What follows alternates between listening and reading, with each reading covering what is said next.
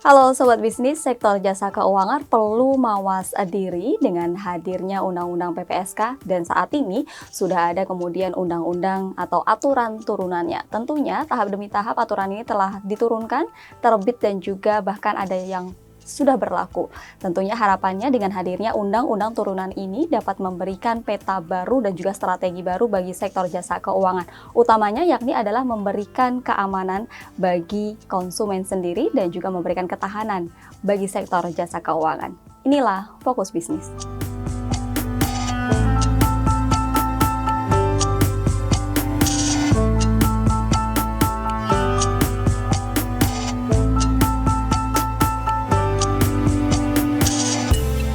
Dan seperti biasa tentunya kita akan membahasnya bersama dengan Redaksi Bisnis Indonesia dan telah hadir saat ini adalah Mas Anwar. Kabar baik Mas Anwar? Alhamdulillah sehat. Mas Anwar, ini menarik sekali pembahasan dari Bisnis Indonesia, khususnya dalam Fokus Bisnis kali ini, yakni berkaitan soal terobosan dari Undang-Undang PPSK sendiri. Mengapa kemudian tema ini diangkat oleh Bisnis Indonesia?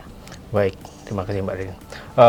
Undang-Undang PPSK ini sebenarnya kan baru awal tahun ini diundangkan. Disahkan gitu ya? Ya, terus ada PP, Peraturan Turunan dari Undang-Undang yang terbaru itu nomor 34. Itu mengatur tentang premi perbankan, premi restrukturisasi perbankan.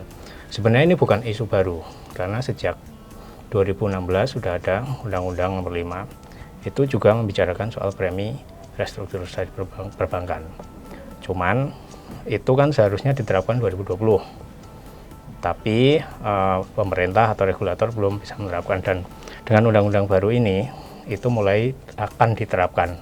Jadi penerapannya bukan sekarang, nanti tahun 2025. Cuman ini kabar baik untuk industri terutama perbankan asuransi, bahwa undang-undang PPSK ini dan turunannya akan menjamin atau ketika terjadi krisis dengan aturan baru ini akan bisa dikendalikan.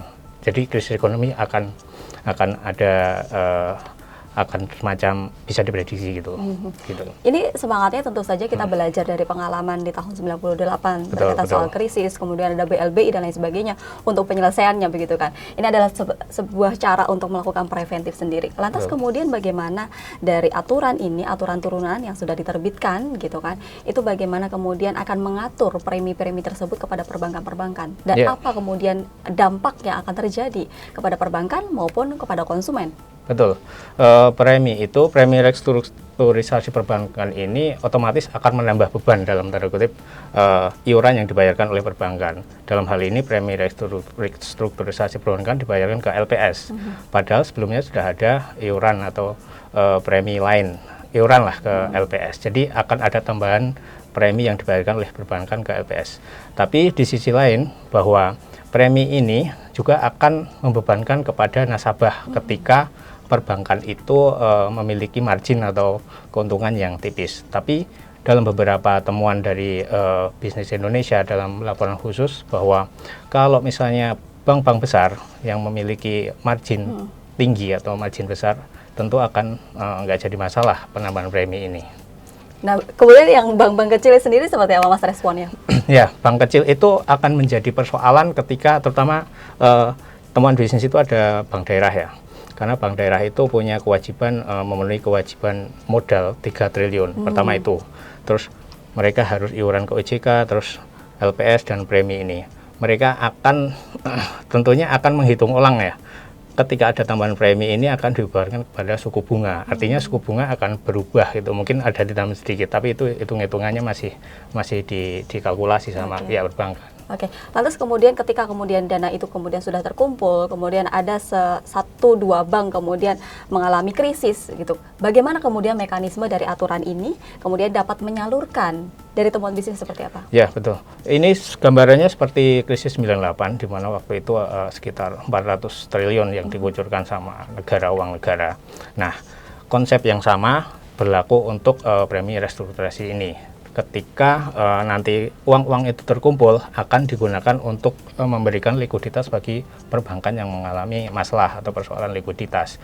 Tentunya uang dari perbankan ini nantinya digunakan ketika krisis. Artinya ketika terjadi krisis, uang yang digunakan untuk memiliki likuiditas bukan dari APBN atau dari negara. Itu yang semangatnya yang akan akan dituju oleh pemerintah. Begitu. Ada kemudian syarat-syarat khusus kemudian uang ini kemudian dapat disalurkan kepada penerima perbankan tersebut?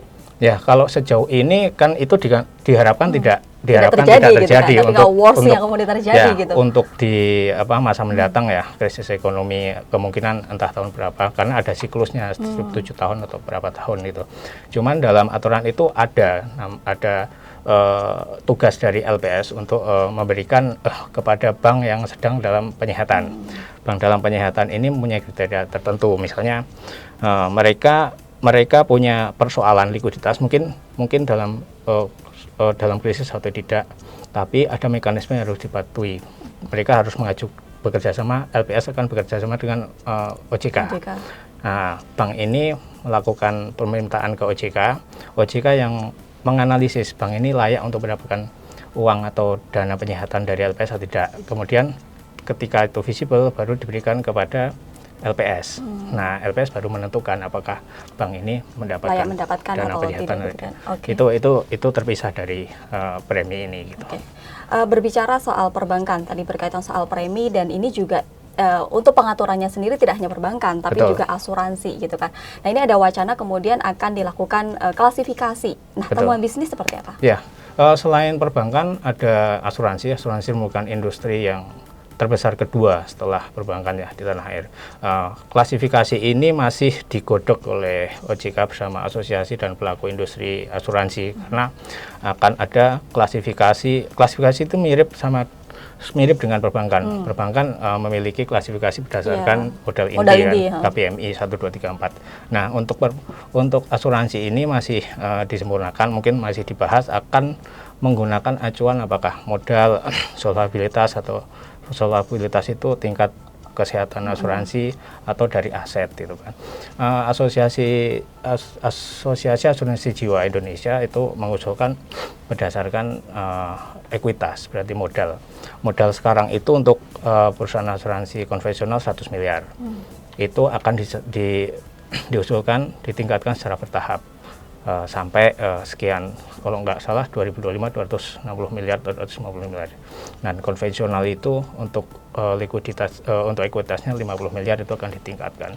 Jadi usulan dari pelaku industri asuransi itu berdasarkan ekuitas atau modal. Tapi jika ditarik ke belakang, kemudian apa alasan asuransi ini juga kemudian dilakukan klasifikasi sih, Mas? Nah, itu klasifikasi itu akan mempermudah untuk pengawasan dari OJK. OJK jadi punya standar atau punya klasifikasi ini penyihatannya ketika ada terjadi masalah, penyihatan akan seperti apa, dan klasifikasi atau kelompok ini akan seperti apa.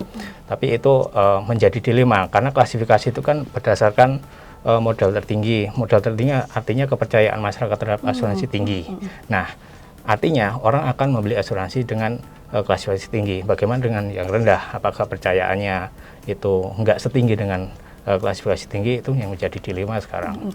Nah, kalau kita melihat realita di masyarakat sendiri, ini kan berkaitan soal asuransi. Betul. Banyak kemudian kasus-kasus yang kemudian kemarin sempat mencuat, ya, adalah gagal bayar dan lain sebagainya. Bagaimana kemudian akan memitigasi berkaitan soal manajemen risiko dari asuransi tersebut?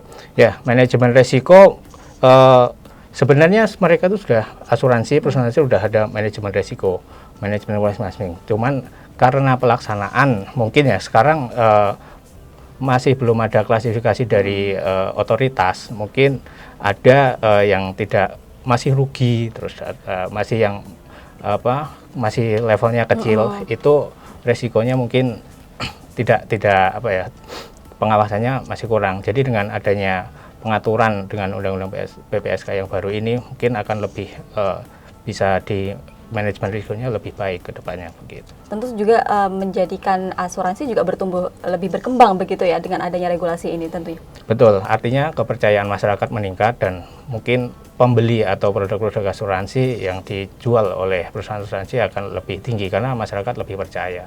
Mungkin arahnya akan seperti itu nantinya.